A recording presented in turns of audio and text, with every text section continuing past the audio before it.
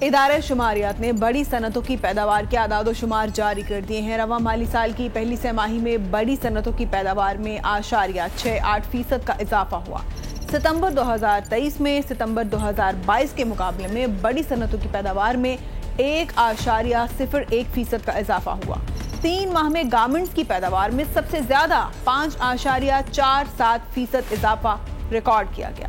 खुराक की सनती पैदावार में 8.61%, मशरूबात में 8.15%, लेदर मसनूआत की पैदावार में 8.01% और पेट्रोलियम की पैदावार में 8.86% का इजाफा हुआ।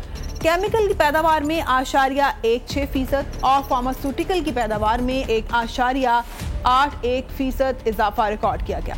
खाद की पैदावार में 8.43% और मशीनरी और आलात की पैदावार में 8.17% इजाफा हुआ। ताहम 3 माह के दौरान टेक्सटाइल मसनूआत की पैदावार में 4.26% की कमी हुई। फर्नीचर की सनती पैदावार में 2.09% की कमी रिकॉर्ड की गई।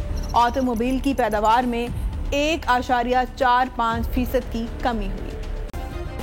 सब्सक्राइब करें और बेल दबाएं ताकि कोई खबर रह न जाए।